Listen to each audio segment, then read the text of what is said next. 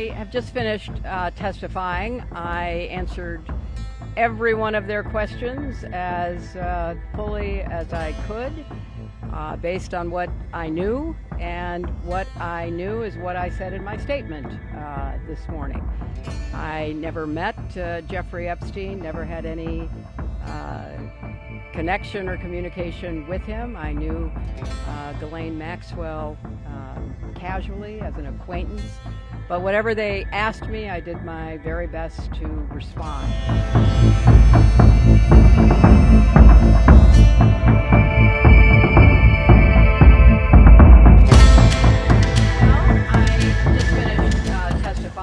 I answered every one of their questions as fully as I could, based on what I knew, and what I knew is what I said in my statement this morning.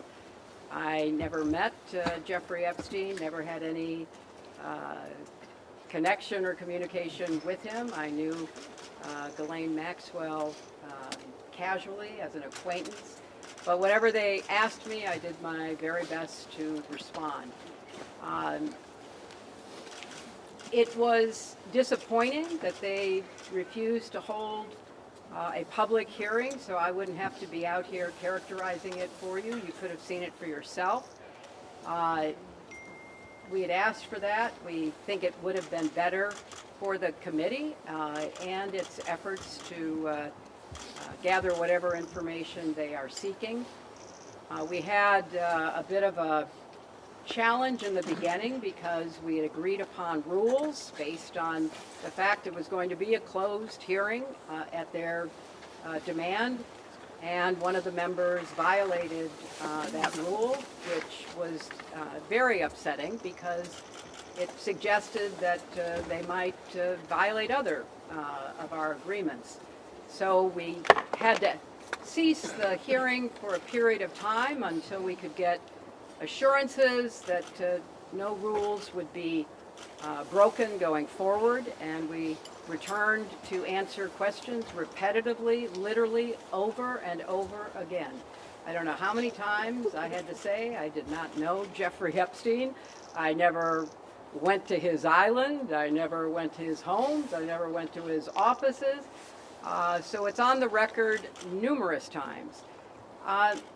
It then got, at the end, quite unusual because I started being asked about UFOs and a series of questions about Pizzagate, one of the most vile, bogus conspiracy theories that was propagated on the internet, that was serving as the basis of a member's questions to me.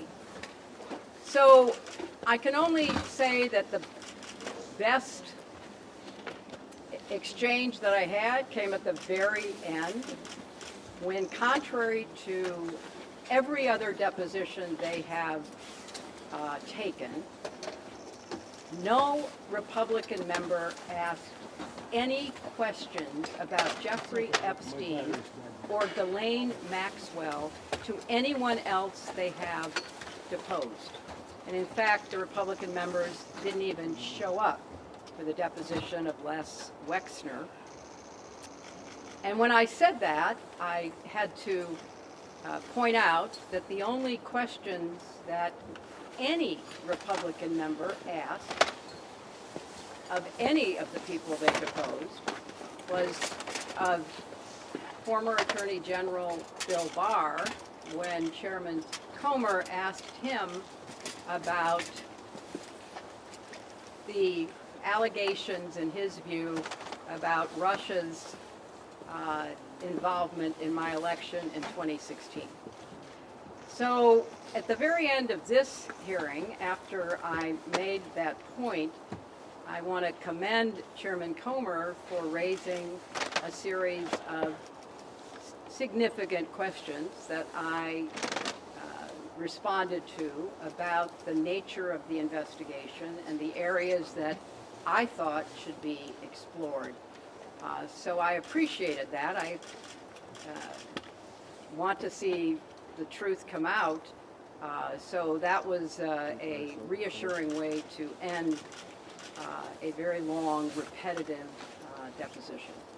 Secretary, you spoke in your opening remarks about how heartbroken you have been for the Epstein survivors as these files have come out. Can you talk to us a little bit about how you have processed and reacted to the fact that the former president, your husband, Bill Clinton, is referencing the Epstein files numerous times, including in some photos featuring women? And how have you been personally preparing for the deposition that is coming tomorrow? Are you 100% confident that there isn't anything that the former president knows about Epstein's crimes?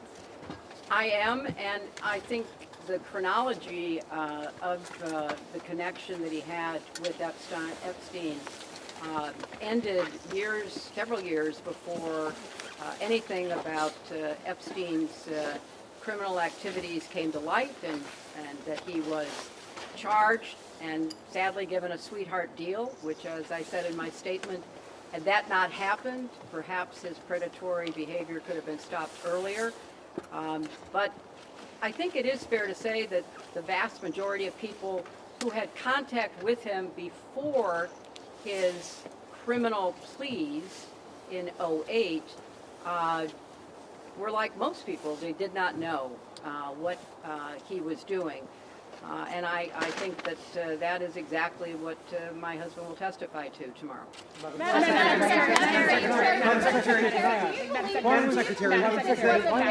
Secretary, do you believe that this was a fair? Do you believe this was a fair hearing? And do you still want to testify publicly, even though you gave this deposition? Well, I'm not going to do it again. You know, they had a chance to do it in public, and I wish they had done it in public. And I think they're making the wrong decision, avoiding doing it in public.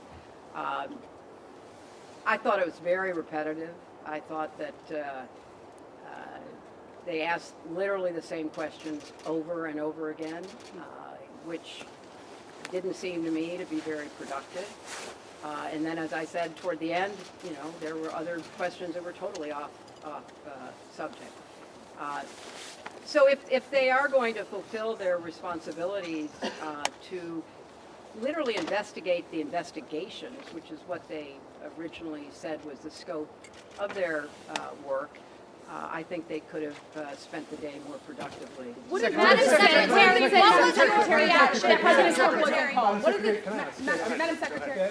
Can I ask, why was Colleen Maxwell invited to the Dr. Chelsea Clinton's wedding in 2010?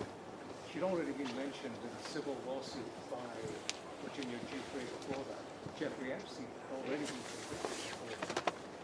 She came as the +1, the guest of someone who was invited.